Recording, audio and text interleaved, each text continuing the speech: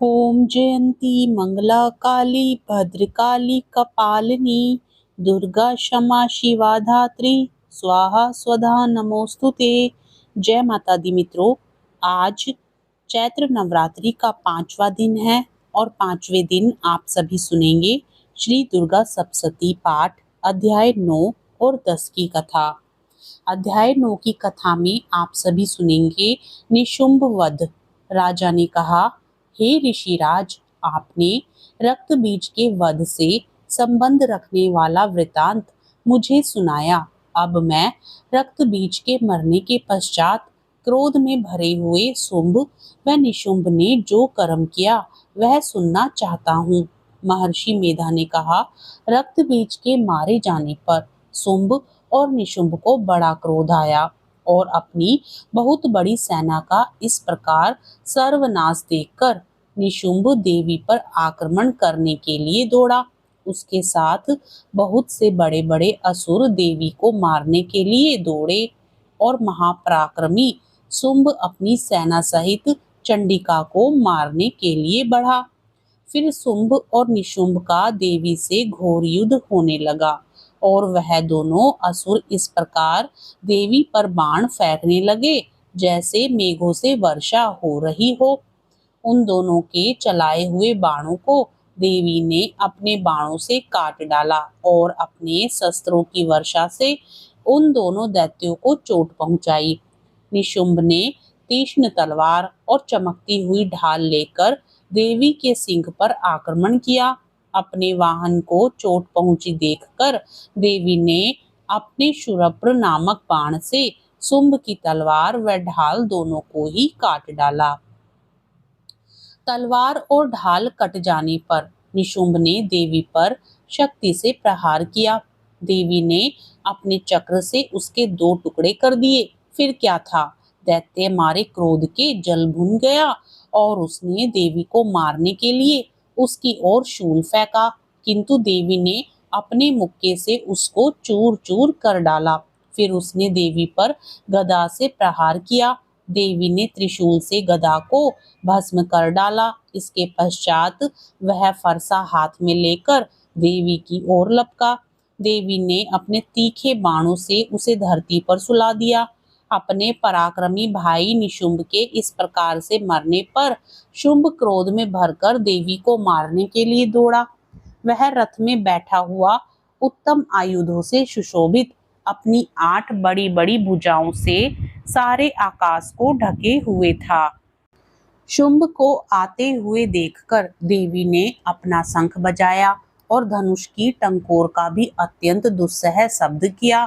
साथ ही अपने घंटे के शब्द से, जो कि संपूर्ण दैत्य सेना के तेज को नष्ट करने वाला था, संपूर्ण दिशाओं में व्याप्त कर दिया। इसके पश्चात देवी के सिंह ने भी अपनी दहाड़ से, जिसे सुन बड़े बड़े बलवानों का मद चूर हो जाता था, आकाश, पृथ्वी और 10 दिशाओं को पूरित कर दिया। फिर आकाश में उछलकर काली ने अपने दांतों तथा हाथों को पृथ्वी पर पटका। उसके ऐसा करने से ऐसा शब्द हुआ जिससे कि उससे पहले के सारे शब्द शांत हो गए। इसके पश्चात शिवदूती ने असुरों के लिए भय उत्पन्न करने वाला अट्टहास किया, जिसे सुनकर दैत्य थर्रा उठे और शुंभ को बड़ा क्रोध हुआ। फिर अंबिका ने उसे, अरे दुष्ट, खड़ा रह कहा तो आकाश से सभी देवता जय हो बोल उठे। शुंभ ने वहां आकर ज्वालाओं से युक्त एक अत्यंत भयंकर शक्ति छोड़ी, जिसे आते देखकर देवी ने अपनी महोल्का नामक शक्ति से काट डाला। हे राजन, फिर शुंभ के सिंहनाद से तीनों लोक व्याप्त हो गए और उसकी प्रतिध्वनि से ऐसा घोर शब्द हुआ जिसने इससे पहले के शब्दों को जीत लिया। शुंभ के छोड़े बाणों को देवी ने और देवी के छोड़े बाणों को शुंभ ने अपने बाणों से काट सैकड़ों और हजारों टुकड़ों में परिवर्तित कर दिया। इसके पश्चात जब चंडिका ने क्रोध में भर शुंभ को त्रिशूल से मारा तो वह मूर्छित होकर पृथ्वी पर गिर पड़ा। जब उसकी मूर्छा दूर हुई तो वह धनुष लेकर आया और अपने बाणों से उसने देवी काली तथा सिंह को घायल कर दिया। फिर उस राक्षस ने 10,000 भुजाएं धारण करके चक्रादि आयुधों से देवी को आच्छादित कर दिया। तब भगवती दुर्गा ने कुपित होकर अपने बाणों से उन चक्रों तथा बाणों को काट डाला। यह देखकर निशुंभ हाथ में गदा लेकर चंडिका को मारने के लिए दौड़ा। उसके आते ही देवी ने तीक्ष्ण धार वाले खड्ग से उसकी गदा को काट डाला। उसने फिर त्रिशूल हाथ में लिया। देवताओं को दुखी करने वाले निशुंभ त्रिशूल हाथ में लिए हुए आता देखकर चंडिका ने अपने शूल से उसकी छाती पर प्रहार किया और उसकी छाती को चीर डाला। शूल विदीर्ण हो जाने पर उसकी छाती में से एक उस जैसा ही महापराक्रमी दैत्य ठहर जा कहता हुआ निकला। उसको देखकर देवी ने बड़े जोर से ठहाका लगाया। अभी वह निकलने भी ना पाया था कि उसका सिर अपनी तलवार से काट डाला। सिर के कटने के साथ ही वह पृथ्वी पर गिर पड़ा। तदंतर सिंह दहाड़ दहाड़ कर असुरों का भक्षण करने लगा और काली शिवदूती भी राक्षसों का रक्त पीने लगी। कौमारी की शक्ति से कितने ही महादैत्य नष्ट हो गए। ब्रह्मा जी के कमंडल के जल से कितने ही असुर समाप्त हो गए। कई दैत्य माहेश्वरी के त्रिशूल से विदीर्ण होकर पृथ्वी पर गिर पड़े और वाराही के प्रहारों से छिन्न भिन्न होकर धराशायी हो गए। वैष्णवी ने भी अपने चक्र से बड़े बड़े महापराक्रमियों का कचूमर निकालकर उन्हें यमलोक भेज दिया और इंद्र से कितने ही महाबली राक्षस टुकड़े टुकड़े हो गए। कई दैत्य मारे गए, कई भाग गए। कितने ही काली शिवदूती और सिंह ने भक्षण कर लिए। महर्षि मेधा ने कहा, हे राजन, अपने प्यारे भाई को मरा हुआ तथा सेना को नष्ट हुई देखकर क्रोध में भरकर दैत्यराज शुंभ कहने लगा, दुष्ट दुर्गे, तू अहंकार से गर्व मत कर, क्योंकि तू दूसरों के बल पर लड़ रही है। देवी ने कहा, हे दुष्ट, देख, मैं तो अकेली ही हूँ। इस संसार में मेरे सिवा दूसरा कौन है? यह सब मेरी शक्तियां हैं।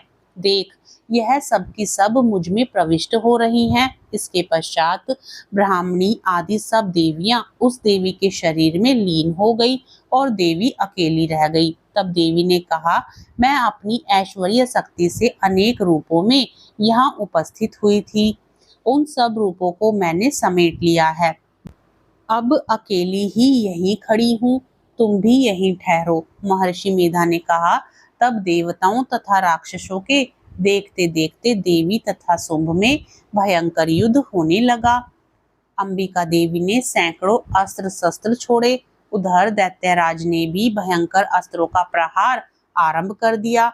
देवी के छोड़े हुए सैकड़ों अस्त्रों को दैत्यों ने अपने अस्त्रों द्वारा काट डाला। इसी प्रकार शुंभ ने जो अस्त्र छोड़े उनको देवी ने अपनी भयंकर हुंकार के द्वारा ही काट डाला।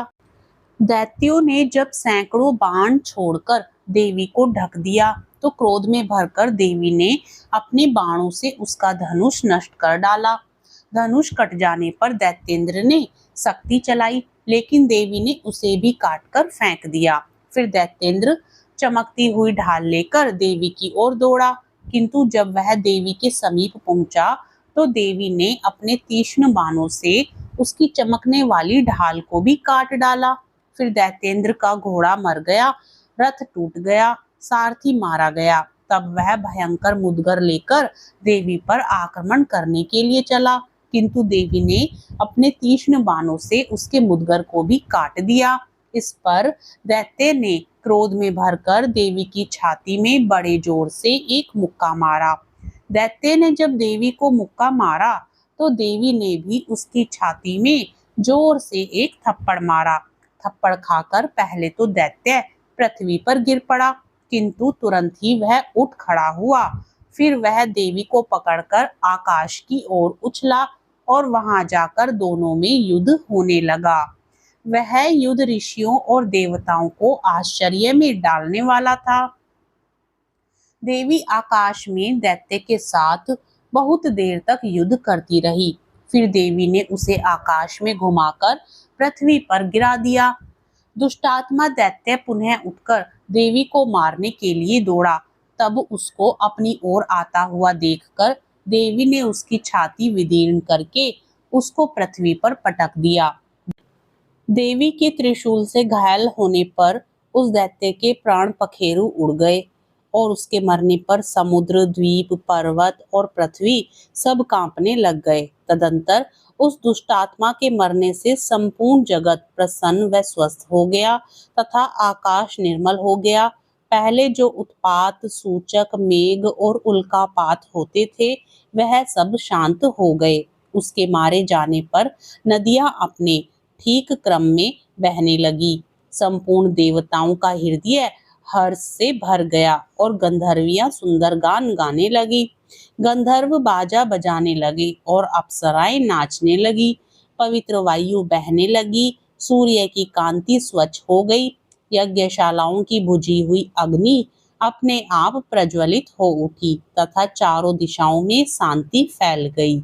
जय माता दी। आज की कथा संपूर्ण होती है। आगे की कथा सुनने के लिए चैनल को जरूर सब्सक्राइब करें।